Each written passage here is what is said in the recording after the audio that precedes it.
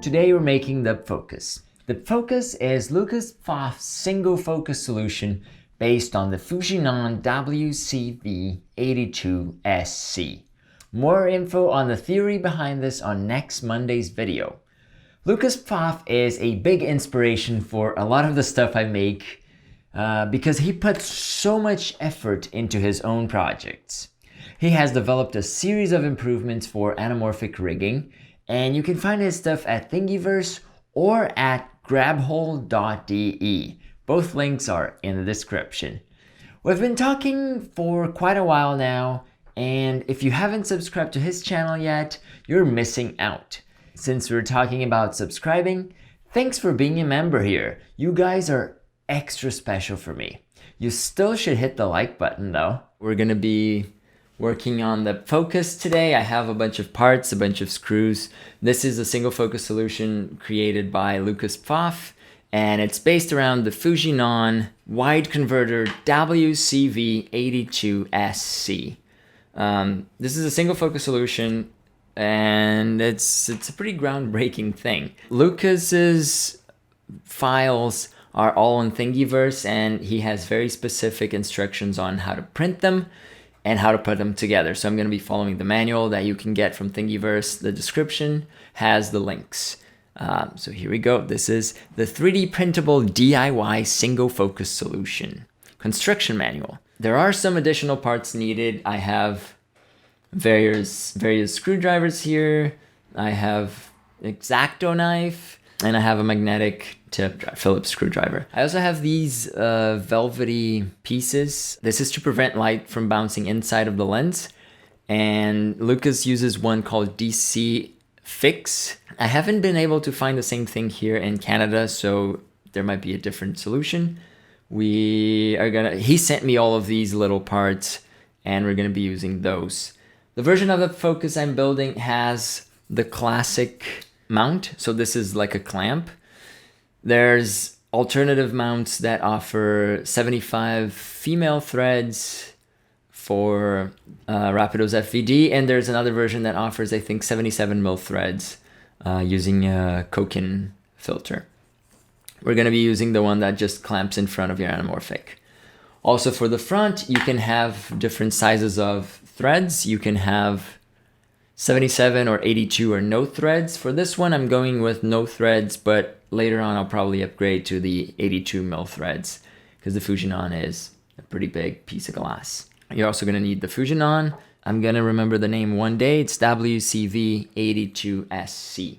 And different grits of sandpaper. I have 80, 150, and 220 because we're going to have to sand these prints according to Lucas's instructions. He also recommends using glue to set some of these little nuts. I am not doing that for this build, but I will let you know where you should be using glue because I'm probably taking this apart again and rebuilding later. There's other tools recommended, but I think we can get away with this. Check the manual. I've printed everything in black, and this was actually printed by my friend Patrick, who runs camera tags and headset tags on Instagram. He prints a lot of really cool camera filters for matte boxes and tags to go on your headset. You should check him out. The link is on the description. And I got him a giant roll of filament, and I just abused his time on getting all these things printed.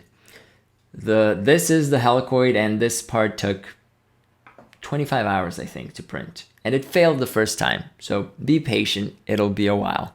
Here's the step 0. I already see that I'm missing a part. Oh, because some of this is already built. I have to take this apart real quick. About printing, I printed everything without support, and that's what Lucas recommends.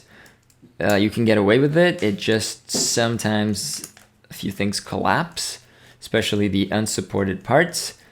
So you gotta be ready to adjust for that, those little compromises by cutting off pieces or just printing multiple times. I want to see if these guys are going to come off or not. So this is a print. I doubt it. Yeah. I don't think these are coming off ever again. Now that I put them in there.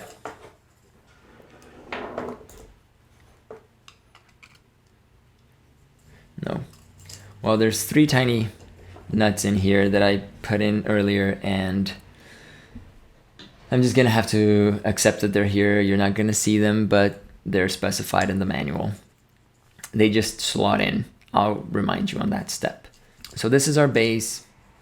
This is our helicoid. This is our traveling element. And I guess this is what keeps the travel straight. So the least amount of parts you're gonna need to print is 5.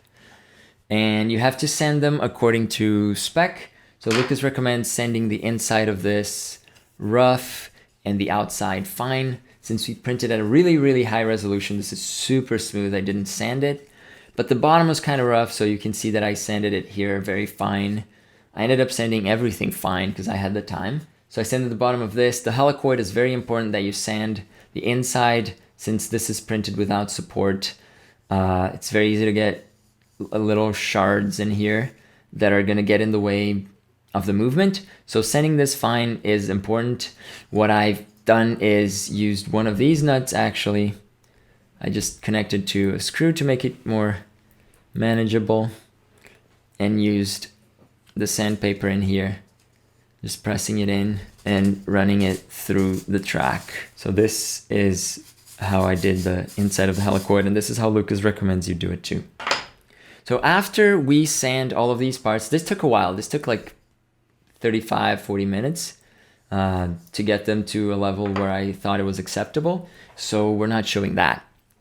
So I'm gonna add the flocking material to the inside of this inner tube. It has an adhesive on the back side, so I'm just gonna try and peel this away. Here we go. So this comes off. This is to stick. So this is where it went. There's a little bit of space left over on each side. There's a very tiny inlay area for it to sit in from the model itself, which is very, very classy. Yeah, I kind of could have done better with the first, but everybody else was good. So if I have to peel this off, this is the one. Okay, so this is step 2. So step 3 is we get this part. We're gonna mount this element, these guys onto here.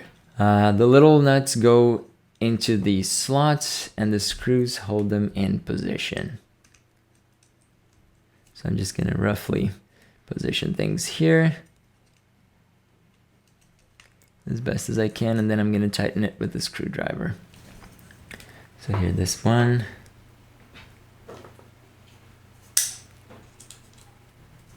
This 2, and there's 3. So I gotta make sure they're perfectly aligned. And I'm using, what is this? Allen key 2.5. Just tightening this here, just until it's solid. If you look on the outside, you can see the shape of the nut. You just have to follow that to make sure that the nut is inside of the model. So this is how it's oriented, and it goes on this element like this. Okay, seems pretty smooth to me. So this is step 3. So this is the focus tube, and this is the front element. Step 4 is we add the helicoid onto this. So I'm gonna move this back. The helicoid has a bunch of entry points where the domed nuts are gonna go. So if we just twist it on, this is really magical. I don't think I've ever done anything quite like this before. It just works, man. Lucas, I am shocked that you did this. I am really shocked. Now we have to add grease to the helicoid. I'm using this one, which is an aircraft grease recommended for the Rectilux Hardcore DNA, and just trying the best I can to spread it out and not put in too much. This will dampen and even out the focusing movement. Okay, so screwed in the helicoid and make sure it runs smooth. I mean, it feels smooth.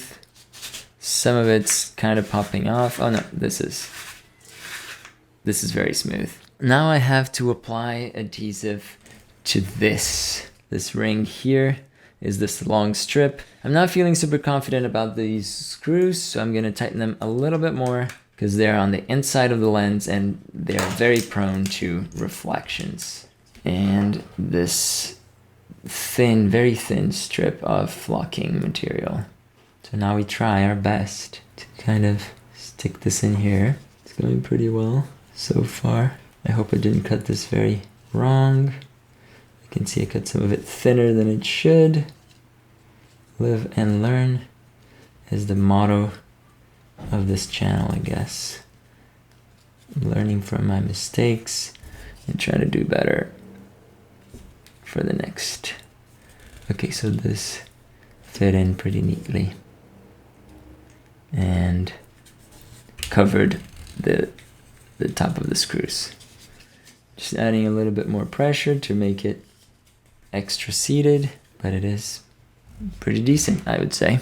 So the next step is we're gonna add this part, all of this that we built so far, onto this slot. And this is where you would slip in these nuts. These are M3 nuts and they just go in here so you can see them through the holes. And there's gonna be an M3 screw that shoots in here. So align the holes on this part with the holes here. Just slide it in and you're gonna see that they align perfectly, which is also scary.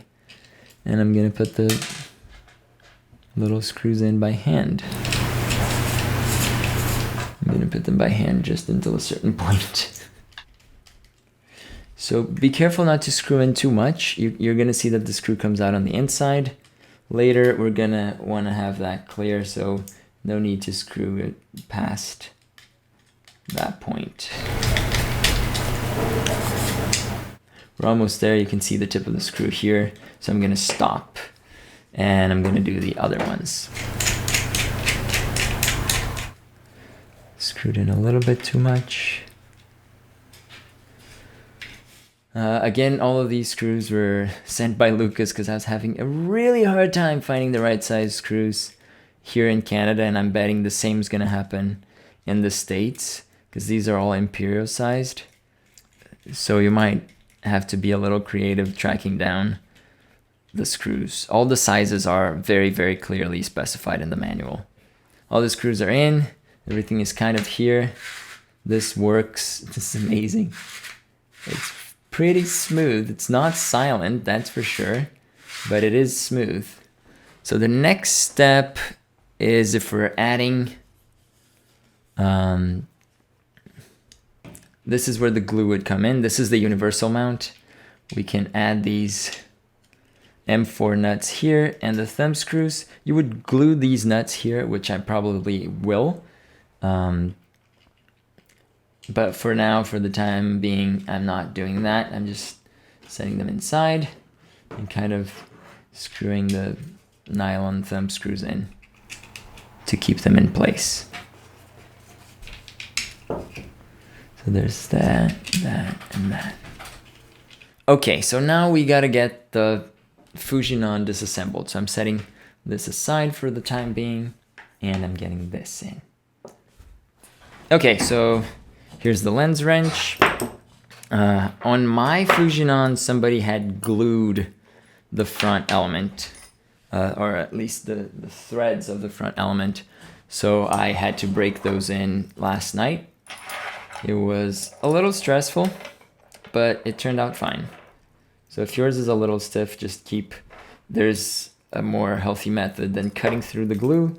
You can apply a little bit of lighter fluid and keep heating it up very carefully because you don't want to set the lens on fire, and constantly applying pressure on the threads so you get things to move. So there's two tiny dots here, there's one here, and there's another one here that you can just attach and unscrew. I'm gonna apply some force here, and it comes off.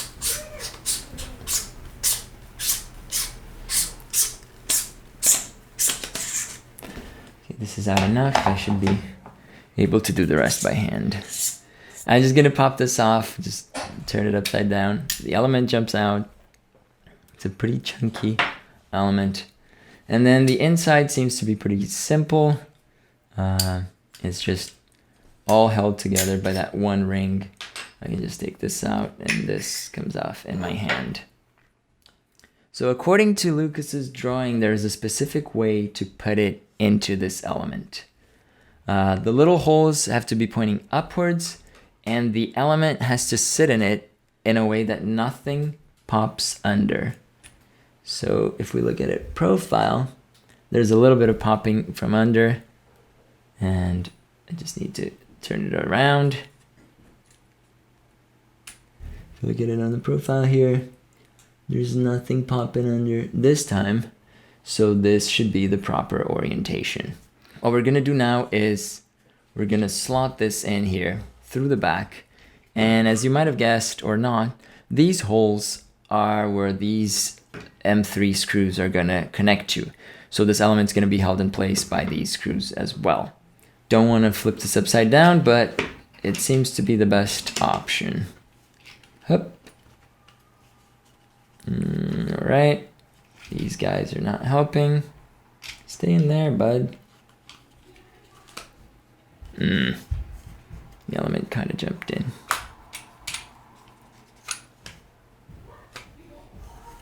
Okay. Did not work very well. I'm gonna take it out. Okay. This is it.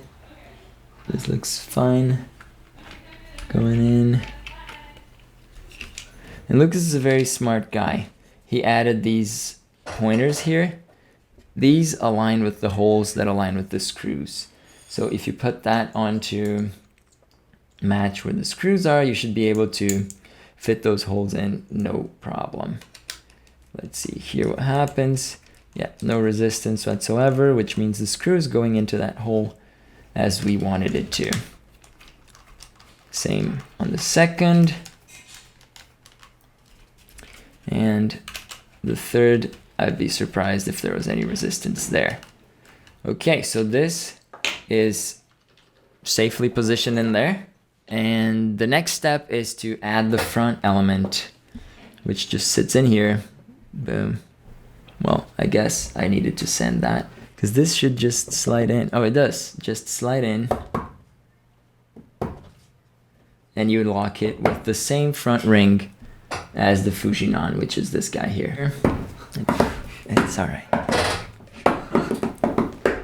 If yours is doing this, it means you should have sanded more.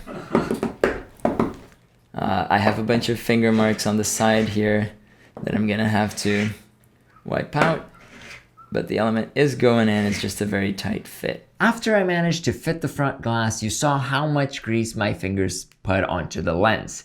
It took me about 20 minutes of relentless cleaning to get it all out. So I can't recommend gloves enough when doing this. This is just the front thread of the Fujinon that we took out. It's just screws back in here perfectly. So after I clean this up, I can just clamp this to my scope, and there I have it. Single focus for however cheap you can find the Fujinon. This is insane. This is really insane. The recipe is by Lucas Pfaff, and it turned out to be way easier to build than I expected. This wraps up the build for the Pfocus, and I'll go test it out. There's a full review of its performance coming up on Monday, so you'll see how this holds up in a real world use. If you like this video, please remember to hit the like button, and if you're as impressed as I was with the brilliance by Lucas, subscribe to his channel and send him a tip on Thingiverse. Any thoughts you have on the Pfocus are more than welcome in the comments below. Thank you for watching, have a good weekend, and I'll see you on Monday. Verhadings out.